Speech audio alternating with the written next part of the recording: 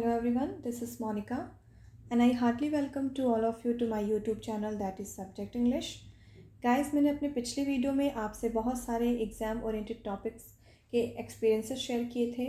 No doubt उन्हें follow करके आप अपने किसी भी एग्ज़ाम को ईज़िली टैकल कर सकते हैं. और मैंने आपसे ये भी प्रॉमिस किया था कि मैं आपके लिए इंग्लिश लिटरेचर, ग्रामर के जितने भी एग्ज़ाम ओरिएंटेड टॉपिक्स हैं और जो भी कॉमन टॉपिक्स हैं उनसे रिलेटेड चीज़ों को लेके आऊँगी और उनको एग्जाम्पल्स प्रैक्टिसेस के थ्रू आपको प्रिपेयर करवाऊँगी. सो गाइज़, मैं आज ग्रामर स्टार्ट कर रही हूँ. ग्रामर में स्टार्ट करने का सबसे बड़ा रीज़न ये है क्योंकि ग्रामर बहुत वास्ट है और इसमें बहुत ज़्यादा प्रैक्टिस की ज़रूरत होती है. और मेरा खुद का भी मानना है कि regular practice makes a man perfect. So grammar को क्रैम करने की, रटने की ज़रूरत नहीं है. अगर आप उसे समझना चाहते हैं, पूरे लाइफ अपने माइंड में सेट करना चाहते हैं और एग्ज़ाम टैकल करना चाहते हैं तो उसके लिए आपको ग्रामर को प्रैक्टिस करना बहुत ज़रूरी है. So guys, without wasting a single minute we should go on our topic. हम सबसे पहले आज प्रीपोजिशन से स्टार्ट करेंगे. आज का हमारा पहला टॉपिक है प्रीपोजिशन. प्रीपोजिशन को समझने के लिए सबसे ज़्यादा इम्पॉर्टेंट है, या किसी को भी समझने के लिए उसकी डेफिनेशन को जानना बहुत ज़रूरी है क्योंकि उस डेफिनेशन में ही उसका सारा आंसर छुपा होता है कि वो यूज़ क्यों होता है, उसकी क्या वैल्यू है ग्रामर में और ये कितना इम्पॉर्टेंट है. सो गाइज़, देखते हैं. A preposition is a word which comes before a noun or a pronoun to tell its relation with another word. इस डेफिनेशन के थ्रू अगर इन शॉर्ट मैं आपको बताऊं तो इस डेफिनेशन में ये दो चीज़ें क्लियर की गई हैं. पहली चीज़ कि प्रीपोजिशन किसी भी सेंटेंस में इतना इम्पॉर्टेंट होता है कि वो उस सेंटेंस के पहले वर्ड का कनेक्शन उसके दूसरे वर्ड से रिलेट करता है. अगर ये नहीं हो तो दो वर्ड्स के बीच का जो रिलेशन है, कनेक्शन है, वो आपको बिल्कुल भी क्लियर नहीं हो पाएगा. सेकंड थिंग, प्रीपोजिशंस हमेशा नाउन और प्रोनाउन के पहले आते हैं. ये दो बातें आपको इन शॉर्ट हमेशा याद रखनी है. प्रीपोजिशन नाउन और प्रोनाउन के पहले यूज़ होते हैं. एग्जाम्पल्स में देखते हैं. Ram is in the room. Guys, Ram is in the room में इन क्या है? प्रीपोजिशन है. लेकिन अगर हम इस प्रीपोजिशन को हटा दें, रिमूव कर दें यहाँ से, तो उसमें क्या बचेगा? Ram is the room. और इसके बाद ना आपको ये क्लियर ही नहीं हो पाएगा कि राम का रूम से, रूम का राम से, या ये पूरे सेंटेंस का क्या मीनिंग है, क्या सेंस है और इसे हम क्यों यूज़ कर रहे हैं. लेकिन सिर्फ एक प्रीपोजिशन के यूज़ करने से हमारा सेंटेंस बिल्कुल चेंज हो जाता है. Ram is in the room यानी राम कमरे में है और राम का रूम से रिलेशन भी क्लियर हो जाता है. एक डेफिनेशन में एक चीज़ और दी हुई है कि प्रीपोजिशंस हमेशा नाउन या प्रोनाउन के पहले यूज़ होते हैं. तो इस एग्जांपल में आप देख सकते हैं कि इनका यूज़ जो कि प्रीपोजिशन है रूम के पहले हुआ है जो कि नाउन है. तो ये डेफिनेशन को बिल्कुल क्लियर कर रहा है आपका ये एग्जाम्पल. आपको अगर डेफिनेशन याद नहीं होती है तो आप एग्जाम्पल को माइंड में सेट कर लीजिए, कई बार उसको अपने माइंड में रिपीट करिए.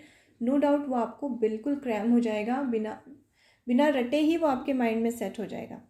नेक्स्ट स्टार्ट करते हैं अपने एक एक प्रीपोजिशन से. पहला प्रीपोजिशन देखें तो इन है. इन का यूज़ कहाँ होता है? इनसाइड सिचुएशन के लिए. जब कभी इनसाइड सिचुएशन की बात होती है तो हम वहाँ पे इन का यूज़ करते हैं. For example, the doctor is in the clinic. Doctor कहाँ है? क्लिनिक में है, यानी वो इनसाइड है, क्लिनिक के इनसाइड है यानी अंदर है, में है. तो इनसाइड सिचुएशन में अगर में का यूज़ करना हो तो वहाँ पे हम इन का यूज़ करते हैं. इनटू की बात करें, motion from outside to inside. बहुत सारे लोग इन और इनटू में बहुत ज़्यादा कन्फ्यूज रहते हैं, लेकिन आपको एक छोटी सी बेसिक सी बहुत ही माइन्यूट सी डिफरेंस को देखना होगा. इन हमेशा इनसाइड सिचुएशन बताता है, इनटू भी इनसाइड सिचुएशन बताएगा, लेकिन एक मोशन के बाद. मोशन का मतलब एक्टिविटी, कोई भी मूवमेंट जो बॉडी में होती है, चाहे वो किसी भी प्लांट के हो, किसी भी लिविंग नॉन लिविंग किसी के लिए भी हो, किसी भी ह्यूमन बीइंग के लिए, चाहे कोई भी हो, अगर वो लिविंग है नॉन लिविंग है, उसमें मूवमेंट होता है, उसके बाद वो इनसाइड होता है, तो वहाँ पे हम इनटू का यूज़ करेंगे. अब इसको हम ईज़िली एक एग्जाम्पल के थ्रू समझें तो the frog jumped into the well. Guys, आप एक इमेजिनेशन अपने माइंड में सेट करिए कि एक कोई फ्रॉग है, वो कुएं के बाहर बैठा हुआ है और उसको अंदर जाना है। तो वो अंदर कैसे जाएगा? जंप करते हुए फिर वो कुएं के अंदर, वेल के अंदर जाके इनसाइड सिचुएशन में जाके शिफ्ट हो जाएगा। लेकिन उसके पहले उसने क्या किया? जंप किया। जंप क्या है? मोशन है। ऐसी कंडीशन में मे लगेगा, लेकिन इनटू लगेगा। यहाँ पे इनटू के रूप में मे लगेगा। इसीलिए बहुत सारे लोग इन लगा के आते हैं, इन की जगह इनटू, इनटू की जगह इन। उन्हें ये क्लियर नहीं होता सेंटेंस देख के कि दोनों में डिफरेंस क्या है। आपको सेंटेंस देख के ये समझना है कि जो सेंटेंस आप पढ़ रहे हैं उसमें मोशन की बात की गई है कि नहीं। आप जब तक इसको कोरिलेट नहीं करेंगे, क्रिएट नहीं करेंगे माइंड में, तब तक आप उस सेंटेंस को इमेजिन नहीं कर पाएंगे। और जब इमेजिन करेंगे और सिचुएशन आपको पता होगी तो आप बहुत ही ईजिली वहाँ पे फिल कर पाएंगे। तो इनटू का यूज़ हम मोशन के साथ इनसाइड कंडीशन में करते हैं, इनसाइड के लिए करते हैं, और इन का यूज़ इनसाइड के लिए ही करते हैं, उसमें मोशन की ज़रूरत नहीं होती। ये बेसिक सा डिफरेंस है। इनटू के बारे में अगर एक बात और बताऊँ तो इनटू का यूज़ एक जगह और किया जाता है अगर कोई चीज़ अपना शेप बदलती है। Suppose water changed into ice, ice change into water. अगर पानी बर्फ़ बन जाए, बर्फ़ पानी का रूप ले ले या शेप ले ले, तो ऐसी कंडीशन पे हम क्या यूज़ करते हैं? इनटू। ऐसी जगहों पे भी हम इनटू का यूज़ करते हैं। अब आपको ये चीज़ें कैसे समझ में आएंगी? जब तक आप किसी सेंटेंस को इमेजिन नहीं करेंगे, को रिलेट नहीं करेंगे। कोई भी सेंटेंस देखिए, उसको पढ़िए, उसको समझिए कि वो सेंटेंस क्या कह रहा है। उसके बाद उसको इमेजिन करिए कि ये कंडीशन, ये पूरे सेंटेंस को अगर इस चीज़ से फिल किया जाएगा, जो कि यहाँ पे मैं आपको कंडीशंस तो क्लियर कर ही रही हूँ, तो उसके बाद आप फिल कर पाएंगे, क्योंकि आपको समझ में आएगी कि वो सिचुएशन क्या है उस कंडीशन, उस सेंटेंस में। इसी को कहते हैं क्रिएटिविटी, कोरिलेशन। तो जिसके थ्रू आप बहुत ही ईजिली किसी भी सेंटेंस को फिल कर सकते हैं। फिलहाल हम टॉपिक पे आते हैं। हमारा नेक्स्ट है ऑन। ऑन कब यूज़ होता है? स्टेबल कंडीशन के लिए यूज़ किया जाता है। There is a book on the table. कोई टेबल है, उस पर एक बुक रखी हुई है, ना वो कोई मूवमेंट कर रही है, ना कोई उसकी कंडीशन है, वो चुपचाप उस पर रखी हुई है, ना कोई भी इसका कोई भी रिएक्शन नहीं है उस बुक का, ना वो शेक कर रही है, ना वो गिर रही है, कुछ भी नहीं है। चुपचाप उस पर एक विदाउट एनी मोशन वो वहाँ पे पड़ी हुई है। तो ऐसी जगह पे हम ऑन यूज़ करेंगे जहाँ पे मोशन ना हो, सिर्फ पड़े हुए के सेंस में। लेकिन अब यहाँ एक और वर्ड है अपॉन।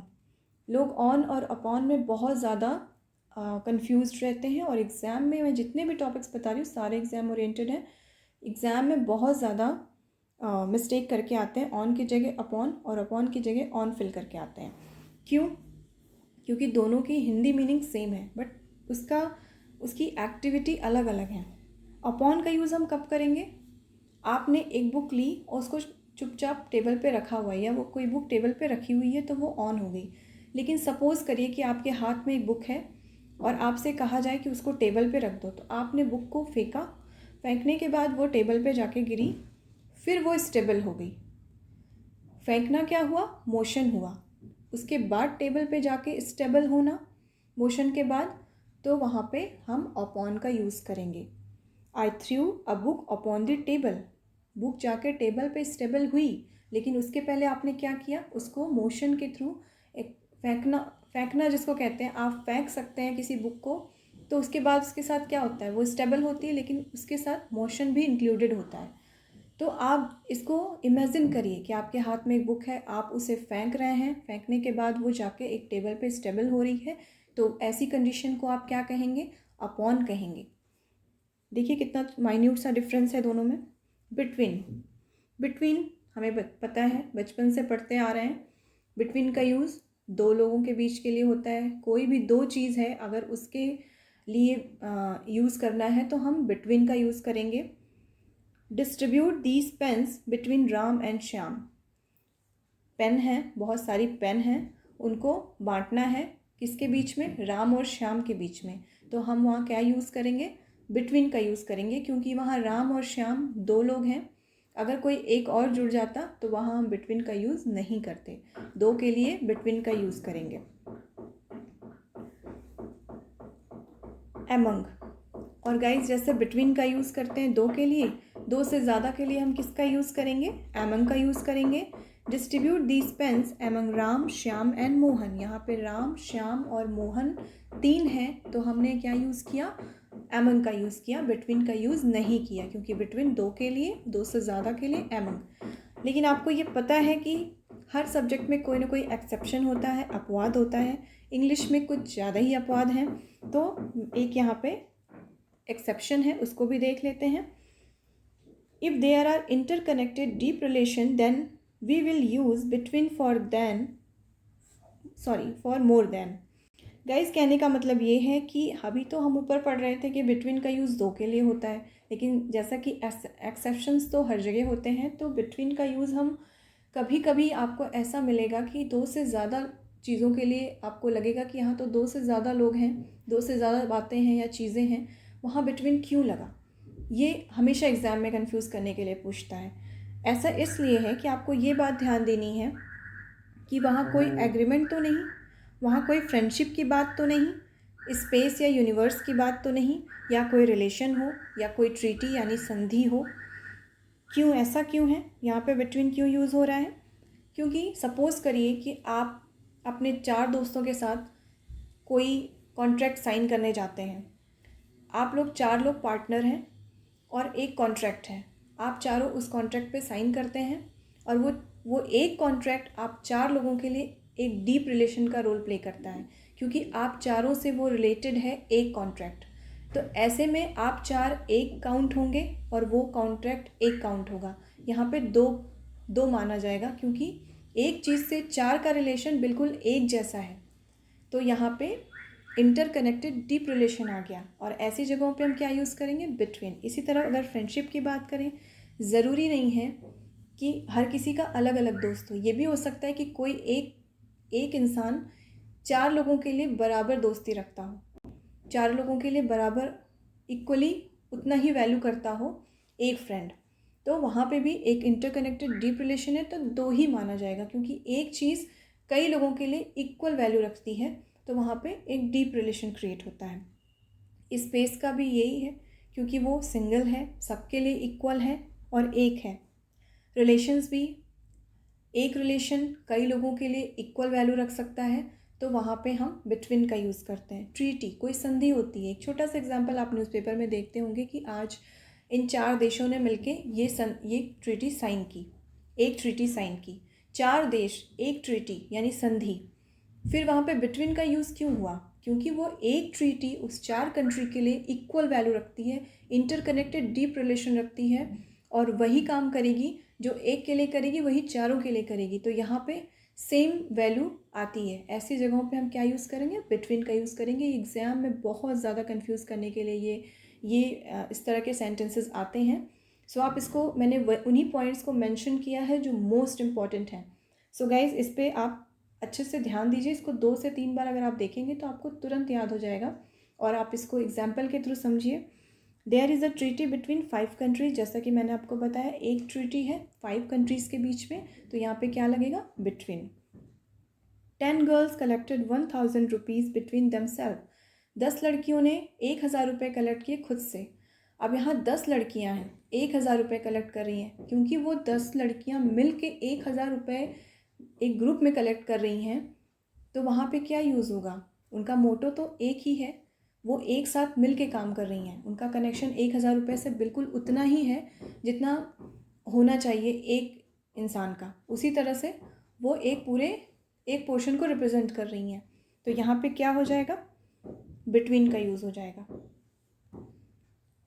गाइज, आई थिंक आपको ये चीज़ें क्लियर हो गई होंगी, और अब हम अपने नेक्स्ट वीडियो में आगे जो प्रिपोजिशन की जो भी बची हुई समरी है वो हम अगले वीडियो में देखेंगे।